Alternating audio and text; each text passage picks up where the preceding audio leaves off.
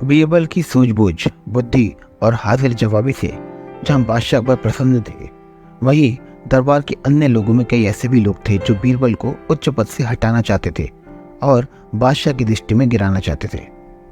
वे लोग ऐसे ही अफसर की ताक में रहते थे जब वे बादशाह के कान भर सके या किसी भी तरह बीरबल को नीचा दिखा सके। ऐसे अफसर अक्सर आते भी रहते थे। एक बार बीरबल की अनुपस्थिति में बादशाह के कान भरने वालों ने एक स्वर में कहा, हमारी समझ में आज तक नहीं आया है कि जहां पना कि हम लोगों में क्या कमी है। बीरबल को इतना महत्व क्यों दिया जाता है? क्या वो हमसे ज्यादा विद्वान है? बहुत फर्क है उनमें और आप लोगों में, बादशाह ने कहा। हम जानना चाहते हैं हुजूर। ठीक है, फर्क जानना चाहते हो? जी हुजूर, फर्क दिखाया जाएगा। इसी समय बीरबल के पास सूचना भेज दो कि वो 7 दिनों के लिए छुट्टी पर रहे और दरबार में ना आए। तुम लोगों में जो सबसे चतुर है वह उनके स्थान पर काम करे, उनकी कुर्सी पर विराजमान हो जाए। इस एक हफ्ते में हम फर्क का एहसास करा देंगे। ऐसा ही किया गया। उन लोगों में जो सबसे चतुर था उसे बीरबल के स्थान पर नियुक्त कर दिया गया। बीरबल को 1 हफ्ते की छुट्टी दे दी गई। बादशाह उन सब की परीक्षा लेने का उचित अवसर और परीक्षा का विषय खोज रहे थे। 1 सप्ताह समाप्त होने का समय आ गया था। 6ठा दिन था। बादशाह ने दरबारियों को एकत्र कर उनके द्वारा चुने गए उस व्यक्ति से कहा, हमारे महल के पिछले हिस्से में कुतिया की बच्चों की सी आवाजें आती रहती हैं, देख कर आओ माजरा क्या है। बहुत अच्छा हुजूर, कहकर वह व्यक्ति चला गया। थोड़ी देर बाद जब आया तो बादशाह ने उससे पूछा, क्या माजरा है? हुजूर, कुतिया ने बच्चे दिए हैं, वे ही को करते रहते हैं। वे कितने बच्चे हैं? बादशाह ने पूछा।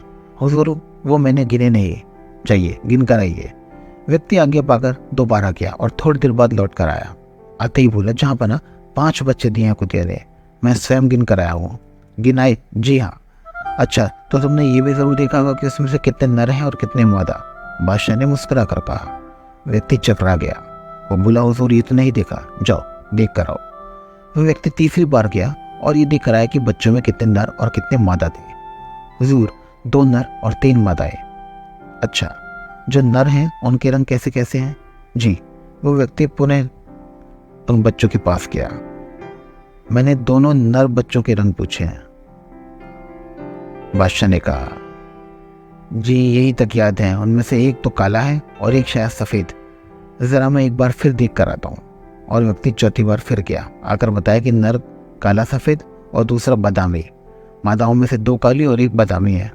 बैठ जाइए, बादशाह ने कहा। व्यक्ति बैठ गया। अब बीरबल को यहाँ बुलाया जाए, बादशाह ने आदेश दिया। बीरबल ने आते ही कहा, हुजूर अभी तो 1 दिन और बाकी है, मैं परसों अपने आप ही आ जाता। कुछ जरूरी काम है। बताइए हुजूर। हमारे महल के पीछे के भाग में अजीब सी आवाजें आती हैं, जैसे कभी कुतिया के भौंकने की, कभी कुतिया के बच्चों की कुकुक, कभी गुर्राने की। देख कर आओ माजरा क्या है, लेकिन जरा जल्दी लौटना। जी जहाँ पना। बीरबल चले गए।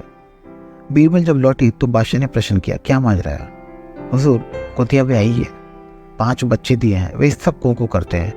कुतिया गुर्राती है, भौंकती रही होगी रात भर, इसलिए उसमें कोई बात नहीं है। 5 बच्चे हैं, उनमें नर और मादा कितने कितने हैं? बादशाह ने पूछा। 2 नर हैं, 3 मादाएं हैं, बीरबल ने बताया। उनके रंग कैसे हैं? एक नर काला सफेद है, दूसरा बादामी, मादाएं 2 काली और 1 बादामी है, बीरबल ने उत्तर दिया। बीरबल का उत्तर सुनकर बादशाह प्रसन्न हो गए। उन्होंने अपने दिल पर गर्व किया कि उन्हें एक बुद्धिमान व्यक्ति मिला है जो उनके साथ रहता है। अपनी प्रसन्नता दबाए हुए बादशाह बोले, अब तुम लोग समझ गए होंगे कि तुम में और बीरबल में क्या फर्क है। जी। उस व्यक्ति का सिर झुक गया।